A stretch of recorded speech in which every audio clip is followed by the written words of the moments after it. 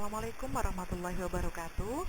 Pada video kali ini kita akan membahas materi tentang teks laporan percobaan. Tentu kalian pernah kan melakukan percobaan di sekolah untuk memahami suatu materi, entah itu tentang di pelajaran IPA ataukah di pelajaran IPS ya nak ya, atau di pelajaran bahasa Indonesia. Nah, biasanya kalian diminta untuk mengamati. Contohnya kalau di IPA misalnya mengamati. Ya, mengamati apa? Pertumbuhan biji kacang hijau misalnya ya. Atau bisa jadi kalian diminta untuk mengenali suatu gejala. Gejala apa? Gejala sosial misalnya nak ya. Ada sesuatu hal yang terjadi misalnya gitu ya. Nah, biasanya yang paling gampang adalah IPA, misalnya mengamati suatu pertumbuhan sesuatu, misalnya ada tugas ya. Nah, kemudian setelah mengamati atau mengenali suatu gejala, kalian biasanya kan diminta untuk melaporkan ya kan. Nah, itulah yang namanya laporan dalam bentuk teks, itulah yang namanya teks laporan percobaan. Jadi mencoba sesuatu, mengamati sesuatu, kemudian setelah mengamati ditulis. Nah, tulisan itulah yang namanya teks laporan percobaan. Karena kalian sudah menguji coba sesuatu, gampangnya begitu ya. Untuk lebih jelasnya, biasanya seperti apa sih kegiatan untuk laporan percobaan ini, mencoba sesuatu ya. Misal, yang pertama nak, kalian diminta untuk membuat es krim vanila yang sehat misalnya ya. Atau mengedit foto melalui aplikasi.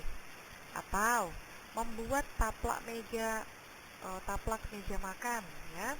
Atau misalnya membuat telur asin ya. Kemudian gerak pada tumbuhan putri malu, atau kandungan listrik pada buah kentang misalnya ya. Pasti kalian pernah ya nak ya diminta atau diajak untuk melakukan suatu percobaan seperti ini.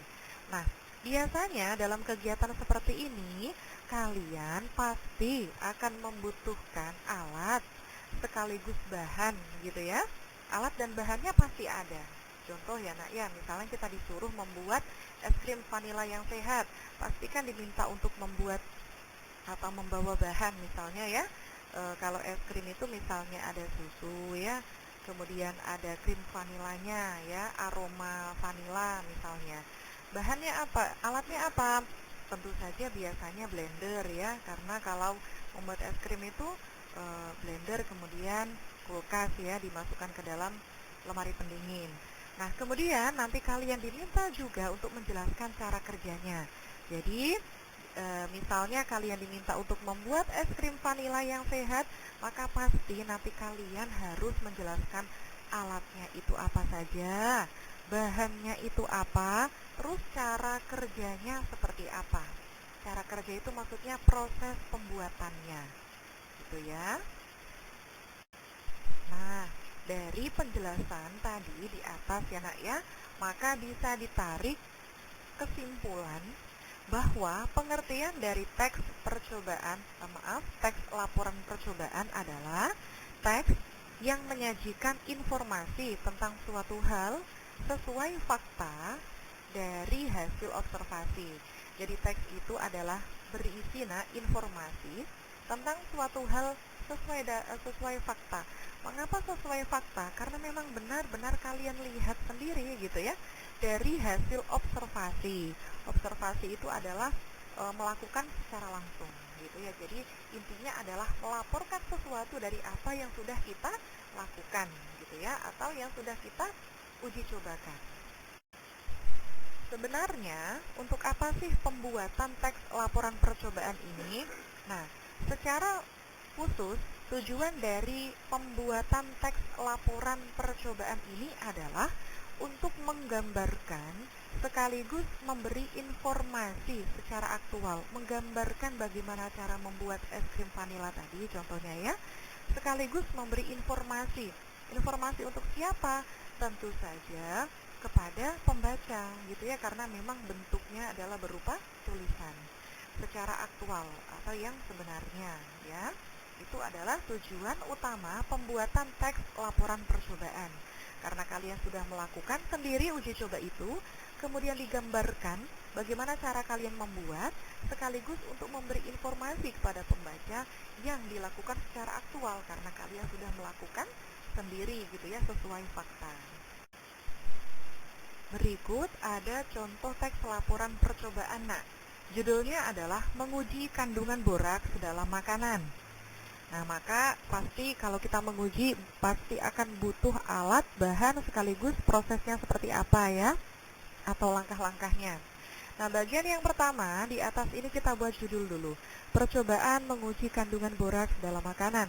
Tujuannya adalah boraks merupakan kandungan garam natrium yang sering digunakan dalam bahan industri, kemudian pangan seperti industri kertas, gelas, pengawet kayu, antiseptik, dan lain-lain. Boraks termasuk bahan beracun dan sangat berbahaya bagi manusia jika dikonsumsi.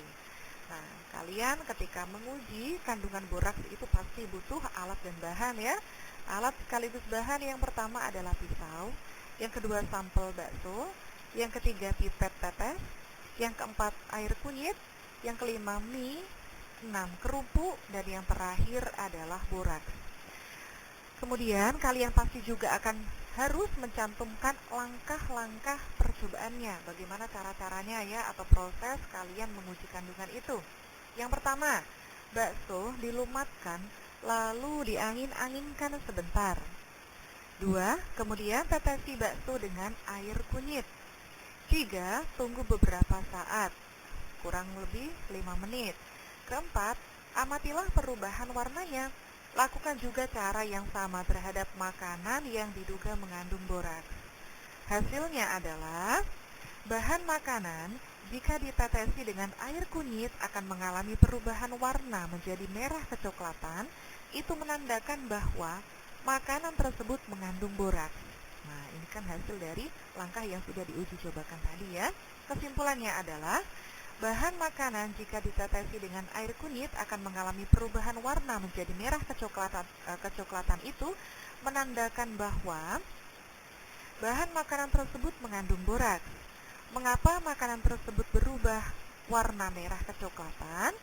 Hal itu karena kunyit mengandung kurkumin, sedangkan boraks mempunyai sifat basa yang efeknya jika boraks kita campur dengan kurkumin akan menghasilkan senyawa baru yang biasa disebut dengan berokurkumin yang mempunyai warna merah kecoklatan. Jadi langsung terdeteksi warnanya akan muncul merah kecoklatan. Nah, seperti ini nak, contoh dari teks laporan percobaan. Kalian diminta untuk menulis judul, kemudian alat dan bahannya itu apa saja, kemudian langkah-langkahnya itu seperti apa yang harus kita lakukan ya, kemudian hasilnya. Nah, kalau kesimpulan ini biasanya mana suka. Nah, mana suka itu bisa ada, bisa tidak. Jadi yang paling penting adalah judul, kemudian alat bahan, langkah-langkah, kemudian hasil.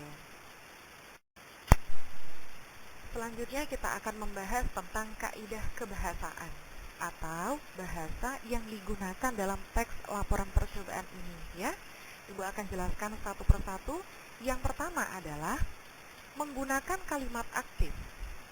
Kalimat aktif itu adalah kalimat yang berimbuhan me dan bisa dibalik jadi di. Gampangnya gitu nak. Contoh, menambah bisa diganti menjadi ditambah.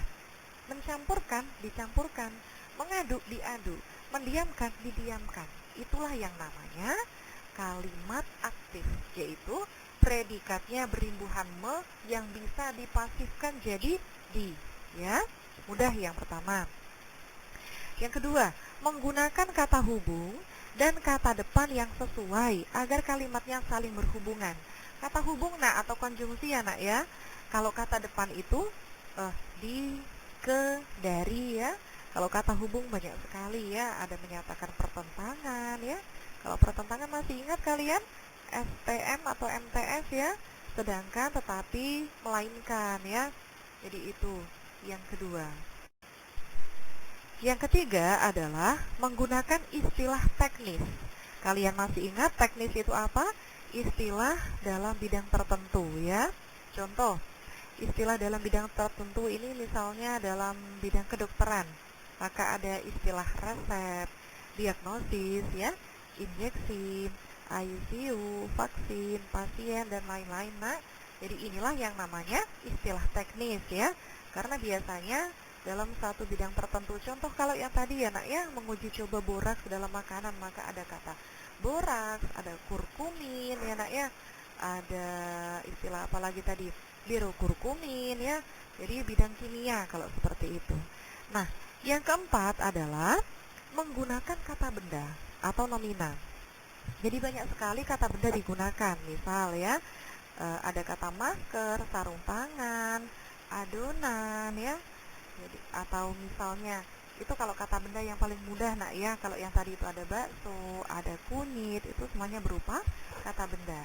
Nah, kata benda yang lain yang harus kalian ingat adalah kata yang berimbuhan pean.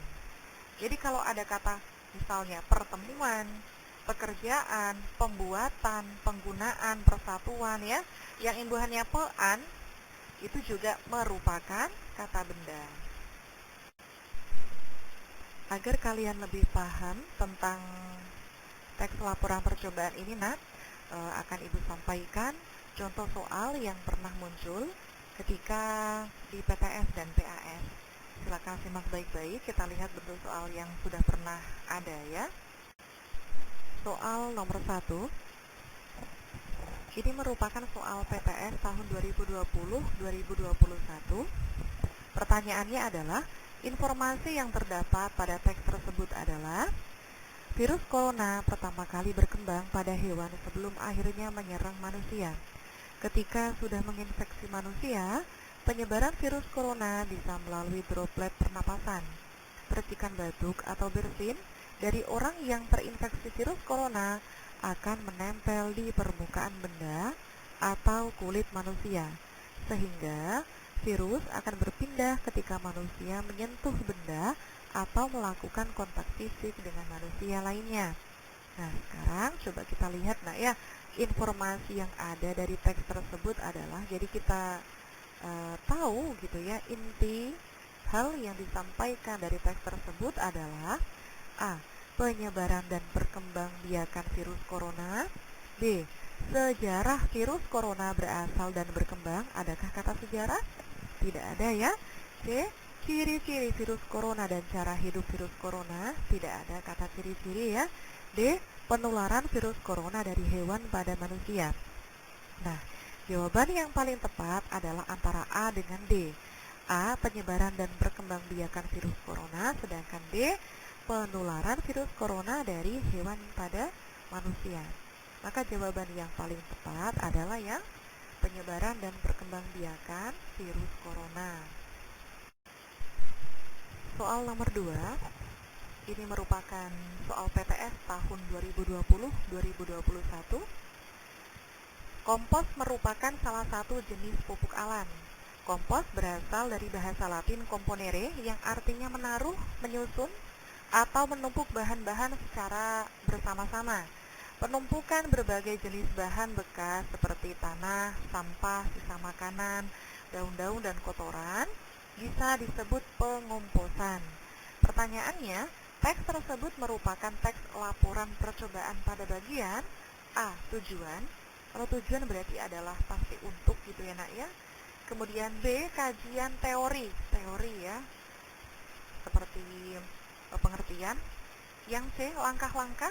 Pasti belum, karena langkah-langkah ini adalah berhubungan atau berisi tentang cara-cara. D adalah hasil. Maka jawaban yang paling tepat adalah kajian teori.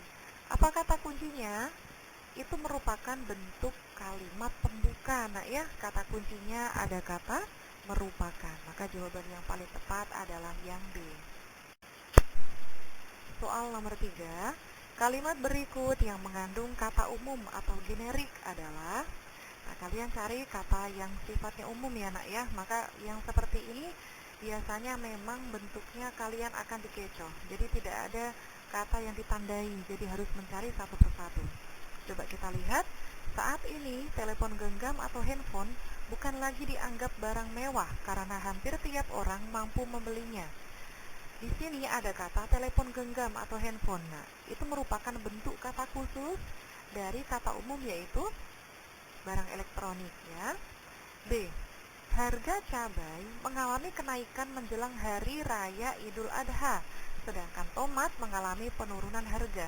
Di sini ada kata cabai ya, ada kata tomat. Itu merupakan bahan-bahan atau sembako, bisa dikatakan begitu ya, atau bumbu. Sedangkan di situ selain ada kata cabai dan tomat, ada kata Hari Raya Idul Fitri. Itu juga merupakan kata khusus dari kata hari raya yang sifatnya umum ya, karena hari raya bisa Idul Adha, bisa Idul Fitri. Maka yang B itu merupakan kategori kata khusus.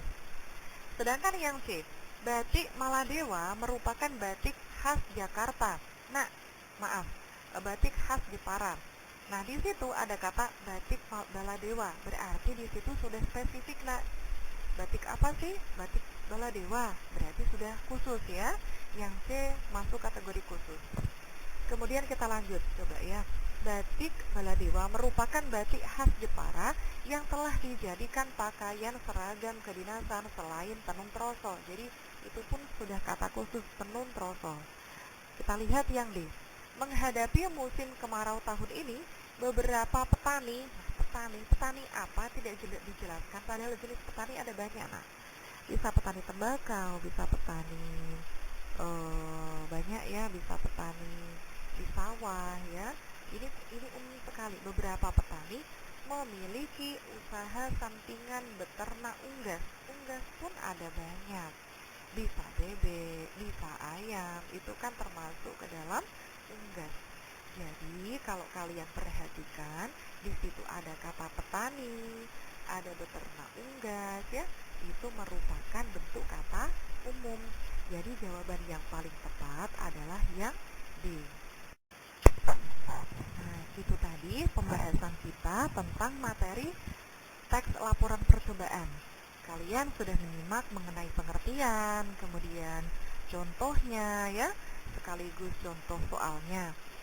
Mudah-mudahan video kali ini bermanfaat untuk kalian semua untuk persiapan PTS dan PAS nanti ya nak ya. Sekian dulu, Ibu akhiri. Wassalamualaikum warahmatullahi wabarakatuh.